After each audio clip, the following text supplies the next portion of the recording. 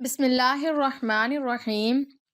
ایسی غلطیاں جو اکثر مرد اور عورتیں غسل کے وقت کرتے ہیں جس کی وجہ سے غسل نہیں ہوتا، تو وہ اس ویڈیو کو ضرور دیکھیں۔ مکمل تفصیلات جاننے کے لیے آج کی اس ویڈیو کو آخر تک ضرور دیکھیے گا۔ انشاءاللہ آپ کو ہماری آج کی یہ معلوماتی ویڈیو ضرور پسند آئے گی۔ چند غلطیوں کی وجہ سے غسل نہیں ہوتا۔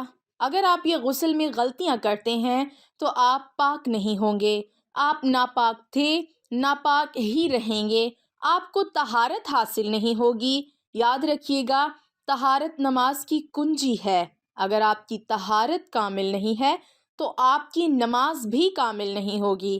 عبادات کے کامل ہونے کے لیے طہارت کا کامل ہونا یہ ضروری ہے۔ طہارت کے بہت ہی اہم مسائل ہیں۔ غسل کرنے کا سنتی طریقہ یہ ہے کہ سب سے پہلے آپ اپنے دونوں ہاتھ دھوئیں۔ اس کے بعد جہاں پر بھی جسم پہ نجاست لگی ہے اس نجاست کو دور کر لیں، شرمگاہ کے ارد گرد یعنی استنجا کر لیں، اور پورے جسم پر جہاں جہاں نجاست لگی ہے اس نجاست کو دور کر لیں۔ اس کے بعد پھر نماز سے پہلے جس طرح وضو کیا جاتا ہے اس طرح وضو کریں، یعنی مکمل جس طرح نماز سے پہلے ہم وضو کرتے ہیں اسی طرح مکمل وضو کر لیں۔ اس کے بعد پہلے 3 مرتبہ دائیں کندھے پر پانی بہائیں، پھر 3 مرتبہ بائیں کندھے پر، پھر 3 مرتبہ پورے سر پر اور پورے بدن پر پانی بہا لیں۔ جسم کا کوئی بھی حصہ بال برابر خشک نہ رہ جائے، یہ غسل کرنے کا سنتی طریقہ ہے۔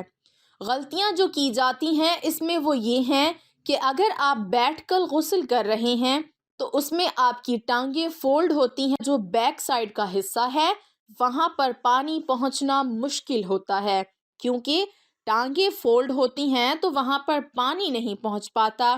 اگر آپ بیٹھ کر غسل کر رہے ہیں تو اس چیز کا آپ نے زیادہ خیال رکھنا ہے کہ وہاں پر گھٹنے کی جو بیک سائڈ ہے وہاں پر پانی ضرور بہانا ہے۔ اگر وہاں پر جسم کا وہ حصہ خشک رہ گیا تو آپ کا غسل نہیں ہوگا۔ اگر آپ کھڑے ہو کر غسل کر رہے ہیں تو ناف کے نیچے جو دونوں ٹانگوں کے درمیان کا حصہ ہے وہاں پر پانی پہنچنا مشکل ہوتا ہے۔ اگر آپ کھڑے ہیں تو ٹھیک ہے، زیادہ تر ان لوگوں کے ساتھ یہ مسئلہ پیش آ سکتا ہے جن کا وزن زیادہ ہے، تو وہ اس چیز کا ضرور خیال کریں جب کھڑے ہو کر غسل کر رہے ہیں تو دونوں ٹانگوں کے درمیان کا جو حصہ ہے وہاں پر اچھے طریقے سے پانی بہا لیں تاکہ وہ حصہ خشک نہ رہ جائے۔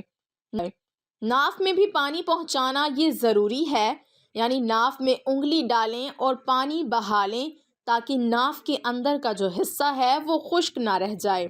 جو 2 کان ہیں ان کانوں کا جو اوپر کا حصہ ہے اندرونی والی سائڈ پر بھی پانی پہنچنا مشکل ہوتا ہے، تو جب غسل کریں تو کان کے اندر بھی اور پورے کان کے ارد گرد اوپر نیچے اچھے طریقے سے انگلی پھیر لیں تاکہ وہاں پر بھی پانی پہنچ جائے۔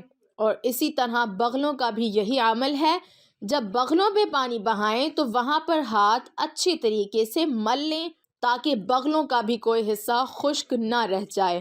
تو اس طرح کے جتنے بھی اعضاء ہیں جہاں پر پانی پہنچنا مشکل ہے وہاں پر اچھے طریقے سے اس چیز کا خیال کرتے ہوئے پانی بہانا ہے تاکہ جسم کا کوئی بھی حصہ بال برابر بھی خشک نہ رہ جائے۔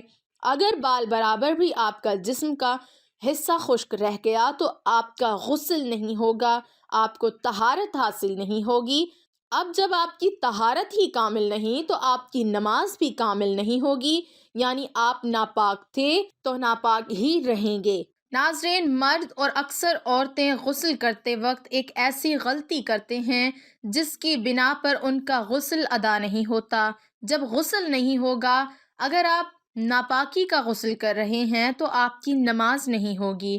جب آپ کی نماز نہیں ہوگی تو پھر آپ گنہگار ہوں گے، قرآن پاک کی تلاوت نہیں کر سکتے، زمین پر پھر رہے ہیں، آپ کو گناہ مل رہا ہے، تو لہٰذا اس غلطی کو سدھارنے کی کوشش کیجیے۔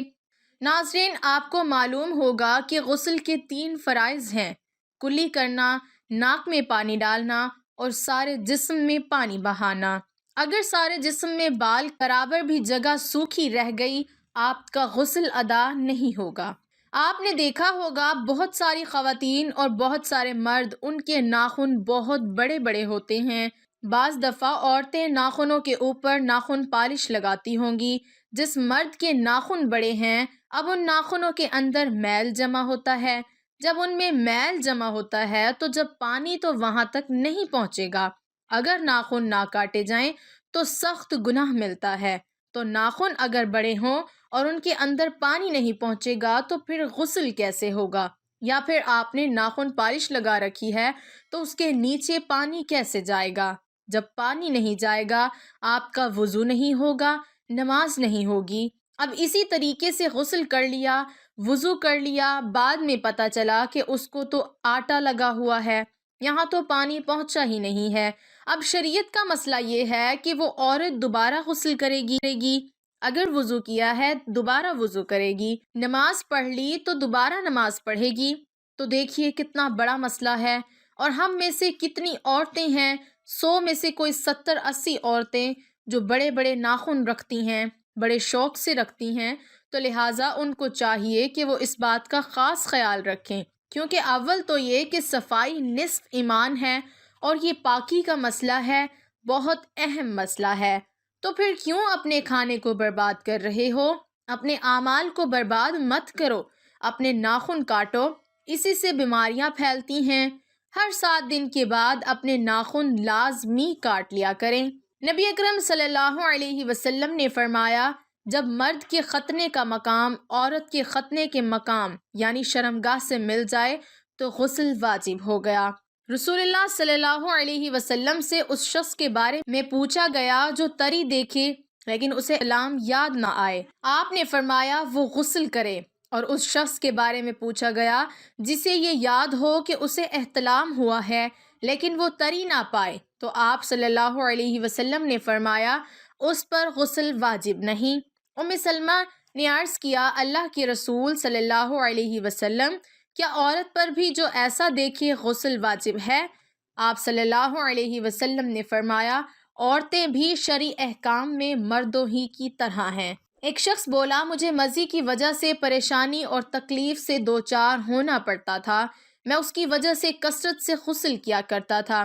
میں نے اس کا ذکر رسول اللہ صلی اللہ علیہ وسلم سے کیا اور اس سلسلے میں پوچھا تو آپ صلی اللہ علیہ وسلم نے فرمایا اس کے لیے تمہیں وضو کافی ہے۔ میں نے عرض کیا، اللہ کے رسول صلی اللہ علیہ وسلم، اگر وہ کپڑے میں لگ جائے تو کیا کروں؟ آپ صلی اللہ علیہ وسلم نے فرمایا، تو پانی لے اور اسے کپڑے پر جہاں جہاں دیکھے کہ وہ لگی ہے چھڑک لے، یہ تمہارے لیے کافی ہوگا۔ پاک صاف زندگی گزارنا سیکھو، سنت کے مطابق زندگی گزارنے والے بنو، دل دوسروں کی نفرت سے پاک رکھو، حق بات کرو، لوگوں سے محبت سے پیش آؤ، دنیا اور آخرت دونوں میں کامیاب ہو جاؤ گے۔ دعا ہے کہ اللہ تعالیٰ میرا سنانا، آپ کا سننا اپنی بارگاہ الہی میں قبول اور منظور فرمائے، آمین ثم آمین۔ تمام ناظرین سے گزارش ہے کہ اللہ تعالیٰ کے 99 ناموں میں سے ایک نام کمنٹ میں ضرور لکھیں۔